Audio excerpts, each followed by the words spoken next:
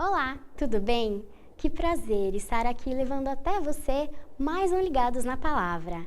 Este é o 10º programa da 5ª temporada. Você que nos acompanha deve ter percebido que os nossos temas estão bem diversificados, polêmicos e interessantes.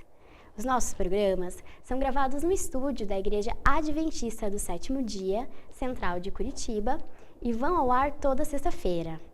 A nossa proposta é trazer informações úteis, cujos conteúdos tragam subsídios para você opinar, formar opinião a respeito dos nossos temas abordados. Está começando mais um Ligados na Palavra.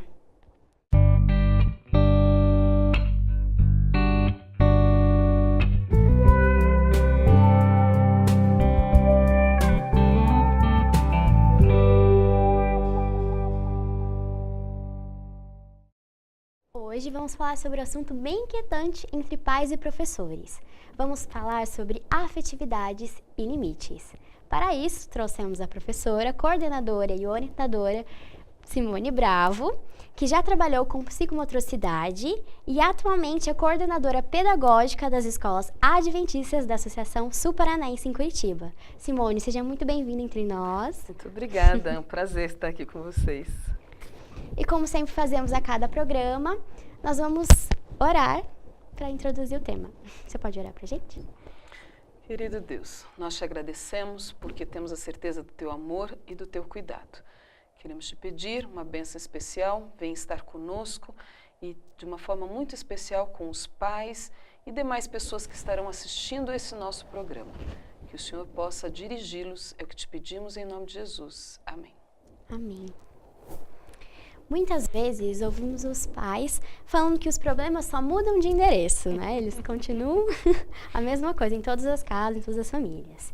Geralmente, pais e professores se veem envolvidos com questões que recaem sobre a falta de limite dos filhos e alunos.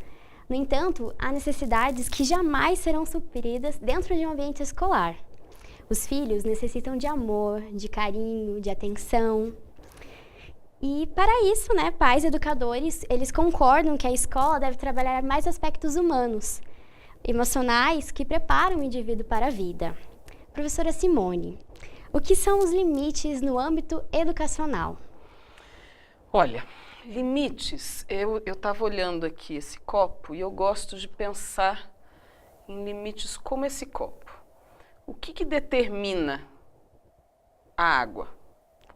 O copo. Né? Se ele fosse quadrado, se ele fosse, né, mais baixo, maior. Então, eu costumo dizer que limites é como copo. É o que vai dar até onde essa água poderá ir. Então, quando a gente traz isso para a educação, é a mesma coisa. Né?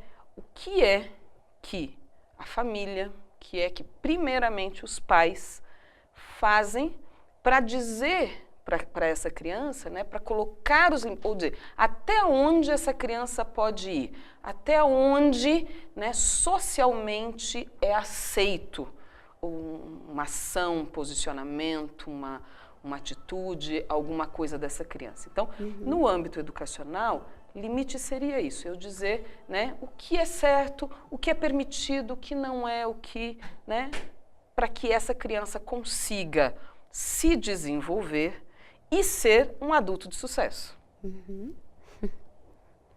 Por volta da década de 50, teria prevalecido o ideal de família tradicional. As regras de condutas eram mais rígidas, definidas pelo que é certo, pelo que é errado. E atualmente a gente vive, né, uma família mais igualitária, né, onde as crianças elas passaram a ser tratadas como iguais. Tem aquele educador chamado Mário Cortella, que ele comentou uma vez, assim, sobre essa questão de colocar comida na mesa, que antigamente, né, na década de 50, os pais colocavam a comida e, assim, era isso que tinha para comer. É isso aí, colocou, vai comer isso. Não, e um detalhe, era sempre o pai era o primeiro a ser servido, né? O pai, depois os adultos e, por final, a criança, Sim. né? E hoje já é totalmente diferente, né? Agora a gente pergunta pra criança, o que você quer comer? Você quer comer isso aqui? Você quer comer isso e tal? Enfim, né? como combinar esses limites e ao mesmo tempo conseguir exercer autoridade, equilibrando controle e afetividade? É assim, em educação, aliás, todo ser humano ele tem muita dificuldade no equilíbrio. A Bíblia já diz isso, né? Então, a tendência humana é você cair, né, no 8 ou no 80. Em termos de educação também. Então, a gente vem de uma educação, os nossos pais vêm de uma educação extremamente rígida. Ou seja, ninguém contrariava o pai, ninguém respondia para um pai, né? Só que assim, existia limites? Existiam. Os limites eram claros, muito claros. Existia afetividade? Não existia afetividade. Né? Então, dificilmente essa família abraçava, a criança ela era tida como ali um papelzinho que você vai colocando, né, o rascunho daquilo que você quer. Então, hoje a gente entende que não é assim, né? A gente precisa ter limite? Precisa. Eu não posso sair de uma posição onde a educação tinha limites, os limites eram claros, só que existia um excesso de autoridade, né? O que às vezes sem o respeito é o autoritarismo, então sem nenhum tipo de afetividade, ou seja, os pais de antigamente não estavam preocupados com o que a criança sentia, o que a criança pensava, como é que emocionalmente a fala, a bronca, o castigo entrava nessa situação. Então, a criança, ela não tinha também os seus limites. Aliás, ela tinha tantos limites que ela também, em alguns aspectos, não conseguia se desenvolver, né? Mas a gente sabe que em educação a gente tem que ter equilíbrio, né? Eu preciso ter limites? Preciso. E aí a gente sai de uma educação onde os limites eram claros, existia pouca afetividade e cai no que a gente tem hoje. Muita afetividade sem nenhum limite. Então, é muito claro a gente perceber, né? Principalmente a gente que trabalha na escola, é muito claro você perceber uma criança de, às vezes, 3, 4 anos que faz o pai e a mãe de gato e sapato, né? E você percebe ali muitas vezes a incapacidade do pai, né? O pai às vezes olha e muitas vezes na escola eles dizem assim, tá, mas e agora? O que eu faço? Então, esse é um cuidado muito importante que a gente tem que ter. Qual é a primeira responsabilidade de educação? É o pai e a mãe. A família diretamente ligada com a criança. Às vezes, na falta, né, da figura do pai e da mãe, quem é que faz este papel com essa criança? Então, quem cumpre o papel de pai e mãe dessa criança é que precisa ter, né, a primeira responsabilidade de educação. De colocar, pera lá, não se fala com a boca cheia, não se bate nos outros. Mas eu tô bravo. Ok, quando eu tô bravo, eu até tenho vontade de ter algumas atitudes, né? Mas socialmente não se bate em ninguém, a gente conversa. Então, isso não é nada que a criança já nasce com isso. São situações culturais e sociais que nós precisamos ensinar para a criança. Então, uma criança pequenininha vê uma tomada. Ela não sabe que se ela botar o dedinho ali, ela vai levar choque. Então, o que é que a gente precisa fazer? Eu preciso ensinar. Então, hoje, a grande preocupação, né, em educação que a gente tem é por quê? É porque não é ensinado, porque o ensinar gasta muito tempo. Sim. Né? Demanda um tempo muito grande e, principalmente, demanda um tempo de supervisão. Porque quanto menor é a criança, mais vezes eu tenho que falar, mais vezes eu tenho que insistir até que aquele comportamento esteja instalado. Então, ela vai mexer na tomada, eu vou dizer não. Mas aquele não meu não quer dizer que ela não vai mexer na tomada. Então, se ela é pequenininha, eu vou ter que falar 500 vezes para ela não, né? Põe o suporte lá para fechar a tomada, mas sempre eu vou ter que estar reforçando isso até que o comportamento esteja instalado. Então, a gente precisa ter um cuidado muito grande com isso, porque a gente saiu de um 80, que eram, né, muitos limites e aquele excesso, então eram robozinhos, e caímos hoje num excesso de afetividade, faltando os limites. Então, o equilíbrio é eu saber dosar. Eu preciso dizer não? Preciso. Eu preciso mostrar o que é certo e errado? Preciso. Mas eu preciso dar amor? Preciso. Eu preciso acolher. Eu preciso entender quando essa criança está triste, quando essa criança está frustrada, quando essa criança, né, está. Então, a gente precisa ter essa noção. Então, o grande ponto é o equilíbrio. Eu preciso dar o limite, ou seja, não é porque eu amo, não é porque eu dou afetividade para essa criança que eu vou deixar ela fazer o que ela quiser, que eu vou deixar ela agir do jeito que, né, porque aí a gente tem hoje alguns exemplos tristes que a gente tem acompanhado, tem visto na mídia de crianças que infelizmente não foi dado o limite, não foi ensinado isso é certo, isso não é certo, isso eu não posso fazer sob hipótese alguma. Acho que pensando nisso, assim, muitos pais, eles não sabem frustrar os seus filhos, né? Porque eles próprios não toleram frustração. Então, quando a criança não tem como os pais, né, essa relação de disciplina, de diferenciação, né, a relação parental pode ficar comprometida. Então, eu queria perguntar, assim, quais são as consequências de uma educação onde os limites não estão claros para as crianças? Sabe, é muito complicado essa questão. A palavra-chave que você falou é frustração. Muitas vezes o adulto, ele tem muita dificuldade em lidar com as suas frustrações. E claro, como pais, né, você sempre quer o melhor para o filho. Sim. Então, a tendência da gente é criar uma redoma, né? Então, eu super protejo, eu não quero que ele sofra, eu não quero que, né, que ele vivencie algumas situações que eu, enquanto adulto, para mim foi ruim. Então, eu crio, obviamente, isso é uma ação natural nos pais. Só que eu tenho que cuidar, por quê? Porque quando eu super protejo e quando eu evito a frustração de qualquer forma, eu vou criando, né, um monstrinho. Por quê?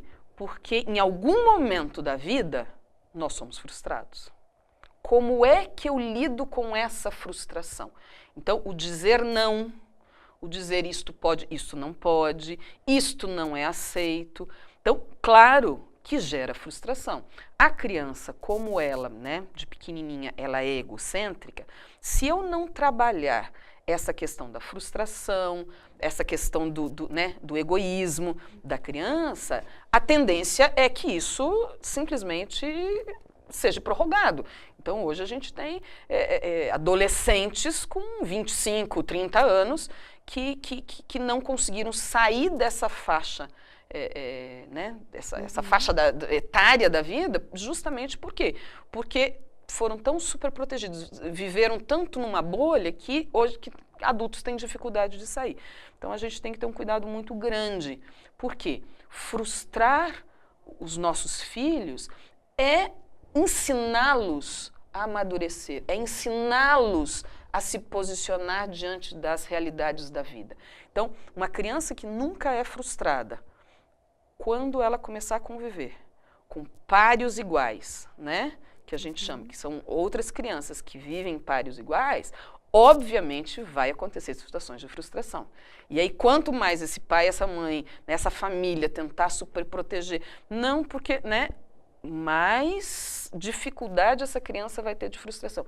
E assim, o que muito dói é que os estudos mostram que hoje muitas síndromes, muitas questões patológicas instauradas em crianças vêm da falta de limite, vêm dessa incapacidade, enquanto ser humano, de lidar com as suas frustrações.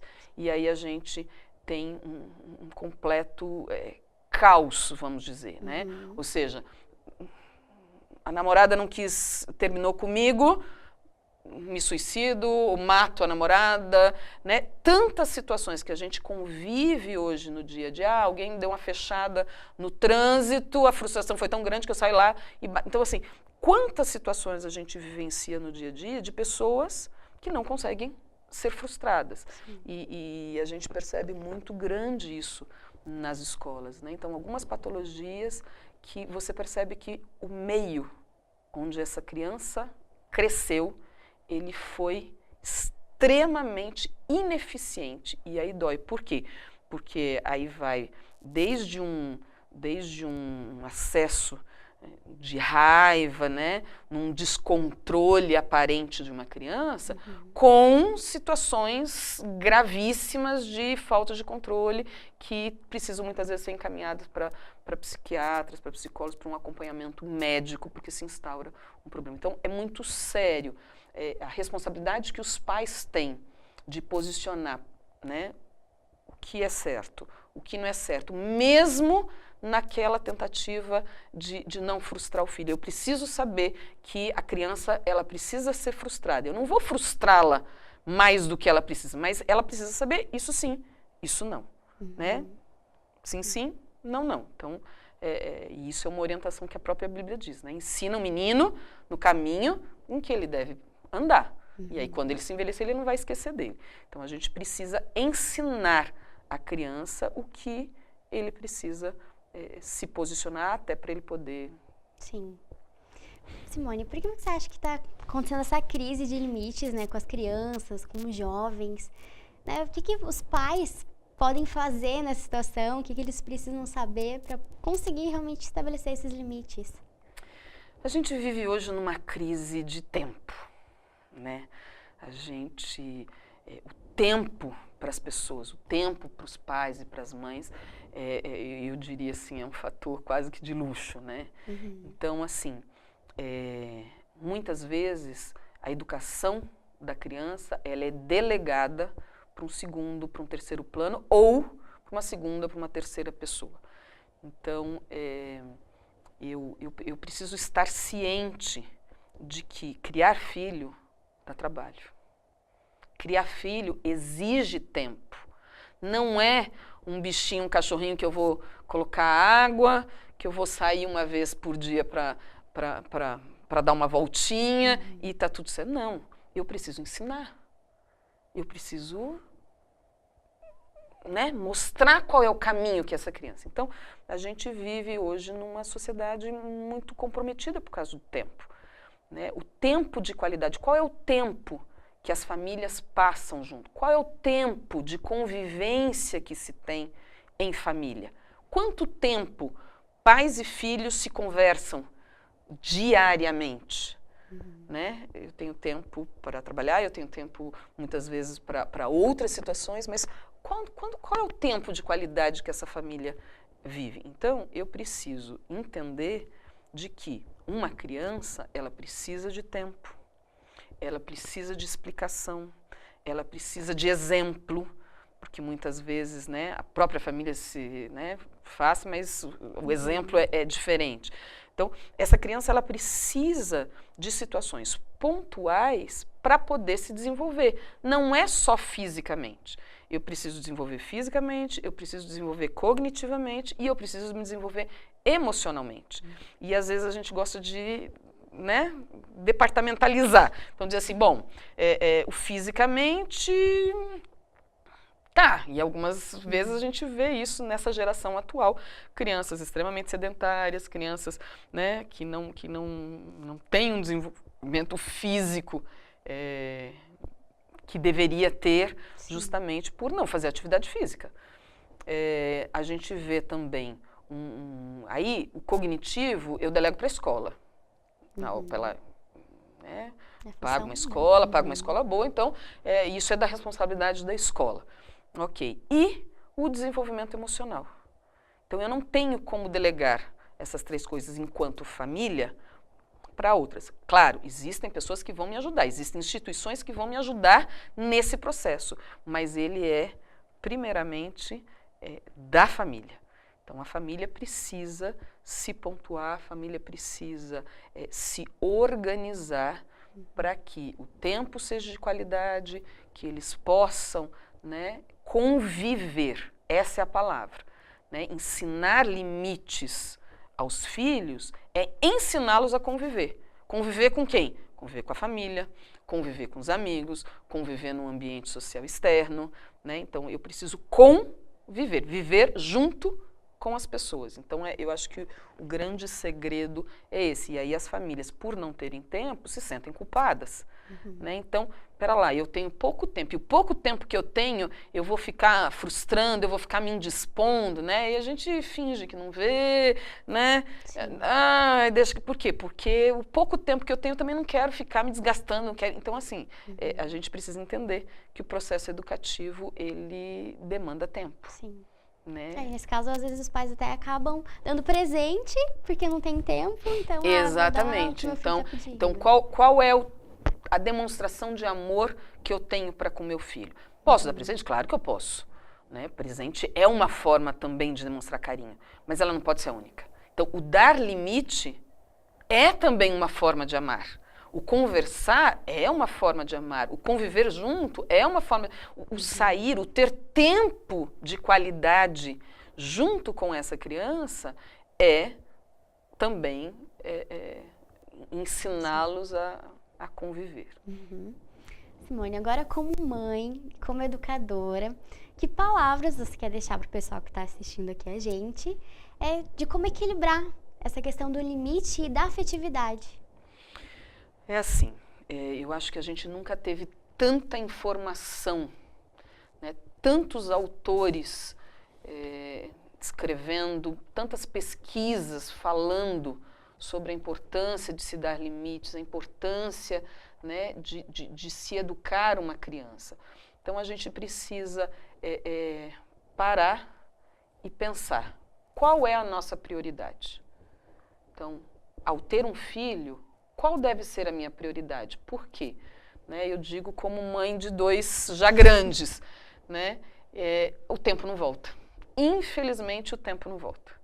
Eu, como mãe, provavelmente errei muito, mas não volta, não adianta.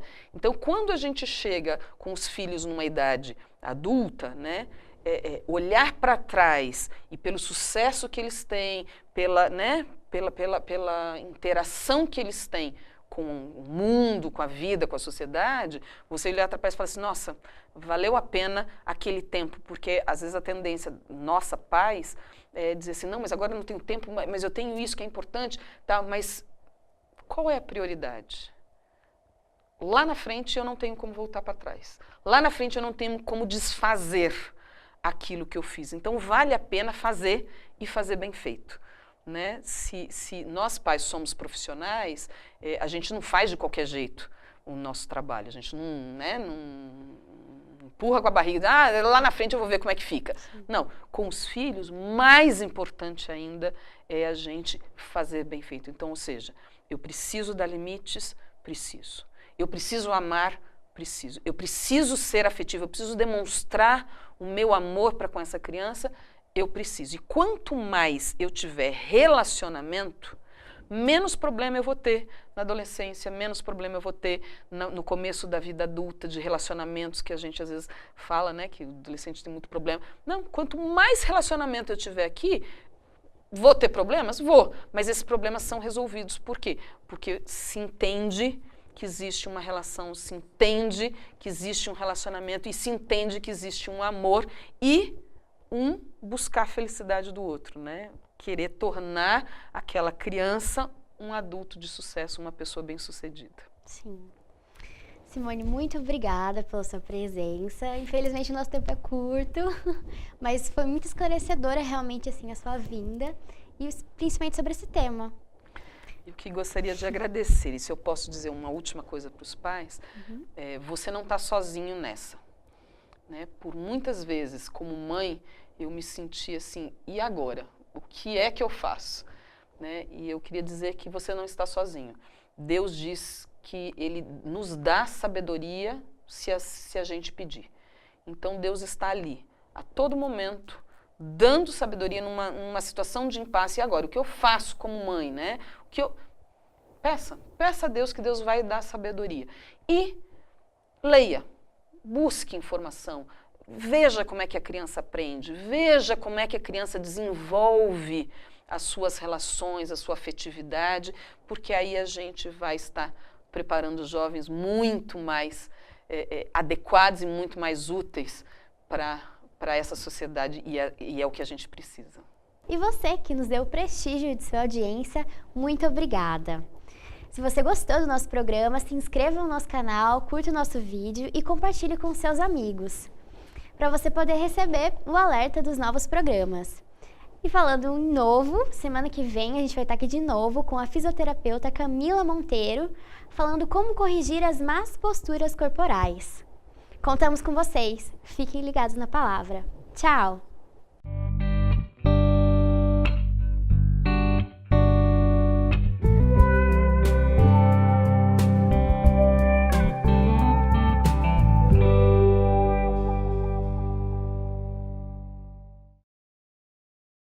O programa de hoje tem como título Minha postura me mata de dor. A causa da má postura hoje em dia é muito comum. Nós vemos e toda e qualquer pessoa realiza esse erro. Dá muito bem da coluna,